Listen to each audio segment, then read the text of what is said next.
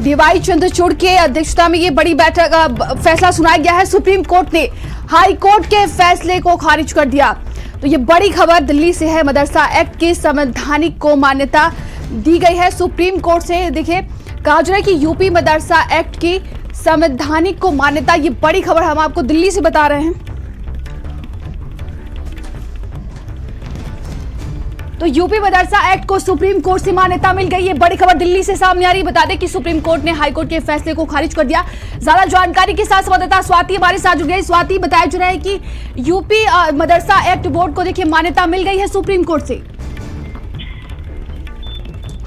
जी बिल्कुल, देखिए supreme court ने हाई कोर्ट के फैसले को खारिज कर दिया है और हाई कोर्ट ने जो है असंवैधानिक बताया था मदरसा एक्ट को। इलाहाबाद हाई कोर्ट की लखनऊ बेंच ने असंवैधानिक बताया था और उसके बाद ही सुप्रीम कोर्ट ये पूरा मामला पहुंचा था।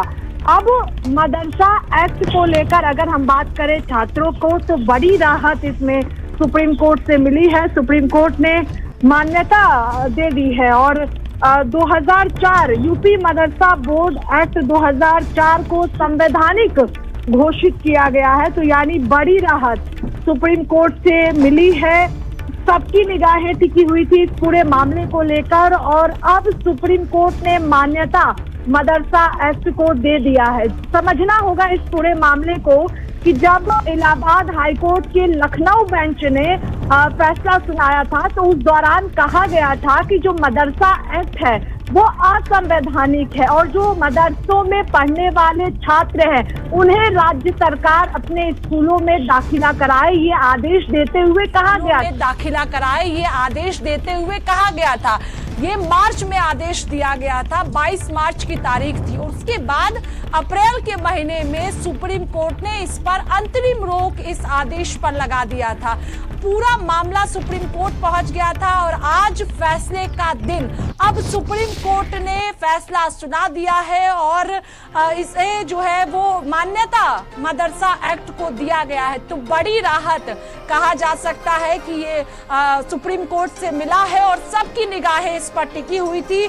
अभी सुप्रीम कोर्ट जो है सुप्रीम कोर्ट से फैसला सुनाया गया है जिसमें कहा गया है कि जो मदरसा बोर्ड एक्ट है यूपी का 2004, इसको संवैधानिक घोषित किया गया है सुप्रीम कोर्ट से। और सबकी निगाहें इसी पर टिकी थी क्योंकि इलाहाबाद हाई कोर्ट की जो बेंच ने फैसला सुनाया था वो असंवैधानिक बताया गया था, लेकिन सुप्रीम कोर्ट ने इसे संवैधानिक बताया है। तो बड़ी राहत सीधे तौर पर सुप्रीम कोर्ट से आज मिली है और सुबह से ही सबकी निगाहें सुप्रीम कोर्ट पर टिकी हुई थी कि सुप्रीम कोर्ट क्या संवैधानिक बताएगा या फिर असंवैधानिक बताया जाएगा, क्योंकि इलाहाबाद हाई कोर्ट ने असंवैधानिक बताया था, लेकिन सुप्रीम कोर्ट ने इलाहाबाद हाई कोर्ट के फैसले को पलटा है और संवैधानिक बताया गया है मदरसा एक्ट को। तो बड़ी राहत मदरसे को मिली है। और देखिए, हमारे साथ समाजवादी पार्टी के प्रवक्ता सुनील सिंह साजन जी हमारे साथ जुड़ गए हैं।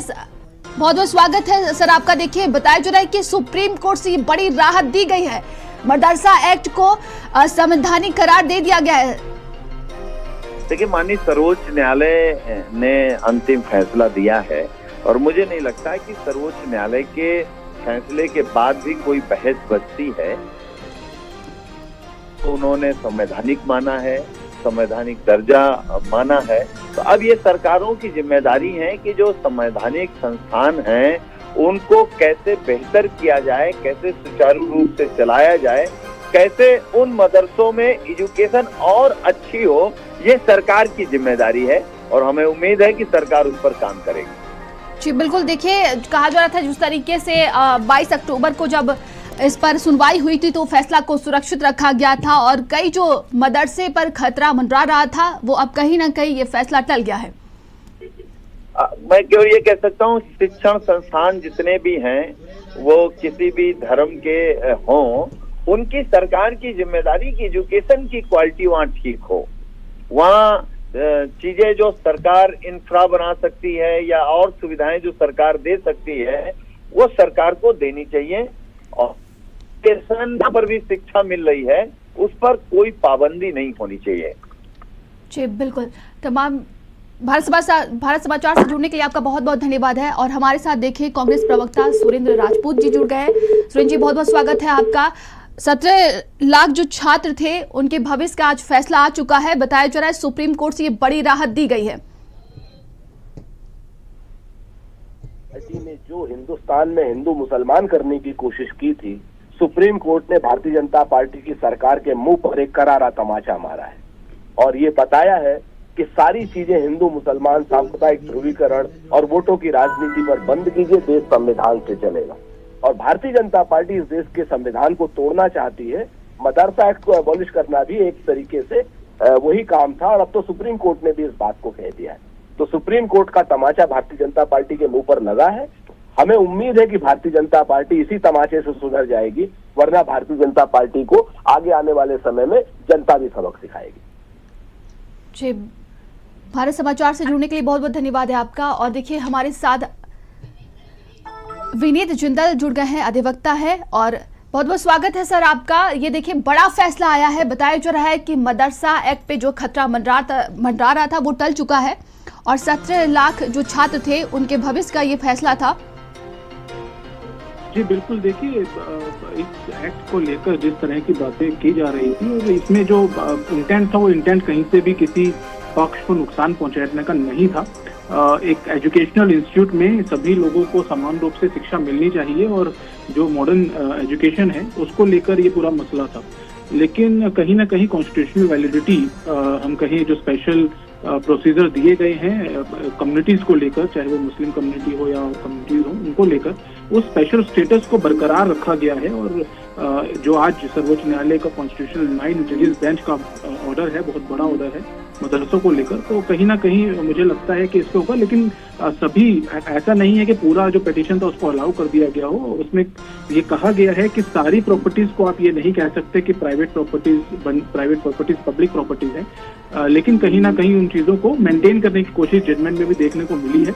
और उसका इम्पैक्ट क्या होगा उसको हमें आगे देखने को मिलेगा कि किस तरीके से इसको इम्प्लीमेंट आगे जो है वो किया जाएगा और राज्य सरकारें जो है जो कॉमन एजुकेशन जिसको देना चाहती हैं उसको किस तरीके से इम्प्लीमेंट करेंगी मदरसों में। जी बिल्कुल, देखा जा सकता है कि ये बड़ा फैसला सुनाया गया है। जिस तरीके से लगातार इसको लेकर तमाम तरह की सियासत भी बढ़ती जा रही थी, लेकिन अब बात की जाए जो सबसे बड़ी बात जो छात्रों के लिए थी, कहीं ना कहीं उनके जो पक्ष में ये फैसला आया है ये बहुत बड़ी राहत वाली बात है। देखिए दूसरी तरफ एक और जो है इसमें एक और दिक्कत है। उसमें दिक्कत ये है कि जैसा कि हमने पहले भी देखा है कैसे जो पर्टिकुलर कम्युनिटीज के जो इंस्टीट्यूशन है उसमें रिजर्वेशन, चाहे वो एससी हो चाहे वो एसटीज हो, उनको एडमिशन को लेकर बहुत बड़े मसले पहले रहे हैं। और जो सीट्स हैं वो चाहे खाली रह जाएं लेकिन किसी और को नहीं दी जाती। तो इस तरीके की चीजें देखने को आई हैं और सरकार ये चाहती थी कि अगर किसी इंस्टीट्यूशन में कोई ऐसी सीट बचती है तो उनको दिया जाए, एससी एसटीज के बीच में बांटा जाए और उनको लोगों को एडमिशन मिले। लेकिन अब ये जो कंडीशन है ये स्टेट गवर्नमेंट के पास नहीं रहेगी, ये इंस्टीट्यूशन के पास ही वो पावर रहेगी कि वो किस तरीके से उन सीटों को बाइफरकेट करना चाहता है। बहुत बहुत धन्यवाद है आपका। तो देखिए यूपी मदरसा एक्ट को सुप्रीम कोर्ट से मान्यता मिल गई है। बता दें कि हाई कोर्ट का फैसला खारिज कर दिया गया है। कांग्रेस सांसद इमरान मसूद जी हमारे साथ जुड़ गए। इमरान जी, बहुत बहुत स्वागत है आपका भारत समाचार में। देखिए बताया जा रहा है कि हाई कोर्ट के फैसले को खारिज कर दिया गया है, यूपी मदरसा बोर्ड एक्ट को संवैधानिक घोषित कर दिया गया। देखिए अभी मैंने पढ़ा नहीं और जब तक मैं पढ़ना लूं तब तक क्या देख सकता था, क्योंकि मुझे अभी पता चला है, बस अभी से जानकारी हो रही। जी, किस तरीके से आप देख रहे हैं सुप्रीम कोर्ट ने ये बड़ा फैसला सुनाया है? देखिए सुप्रीम कोर्ट के फैसले के ऊपर कोई सवाल नहीं होता, लेकिन मदरसों के अंदर पढ़ने वाले बच्चों की शिक्षा का एक बहुत बड़ा सवाल था और मदरसों के अंदर पढ़ने वाले बच्चों को अच्छी तालीम मिले उसके लिए सभी लोग चाहते हैं, हम लोग भी चाहते हैं, हम कब भी चाहते हैं। जी देखिए बताया जा रहा है कि 16,000 से अधिक मदरसों में पढ़ने वाले बच्चे, 17 लाख बच्चे थे जिनके भविष्य पर कहीं ना कहीं खतरा मंडरा रहा था और सुप्रीम कोर्ट ने ये बड़ा फैसला सुनाया है। मैं कहने का फैसला मैंने देखा नहीं, लेकिन सुप्रीम कोर्ट ने फैसला सुनाया तो उसका फैसले का स्वागत ही होगा। जी बिल्कुल, देखिए तमाम तरह के इसको लेकर सियासत भी बढ़ती जा रही थी। कहा जा रहा था कि जिस तरीके से मदरसों में है जो एक कहीं ना कहीं बच्चों को वो तालीम नहीं दी जाती है जो कि उनकी बेसिक शिक्षा के लिए जरूरी होती है। नहीं देखिए ये तो कहना बहुत गैर मुनासिब है। अभी पूरे उसके अंदर चल रहा था कि 27,000 स्कूल बंद होने जा रहे हैं, प्राइमरी स्कूल बंद होने जा रहे हैं। अब वो मिनिस्टर का उसके ऊपर कंट्राडिक्शन आया है, लेकिन मदरसों के अंदर जो तालीम दी जाती है वो बहुत गरीब बच्चों को दी जाती है, बहुत जिनके पास कुछ भी नहीं है वो उनको तालीम दी जाती है, बेसिक एजुकेशन मदरसे के अंदर दी जाती है। जी बहुत बहुत धन्यवाद है आपका। और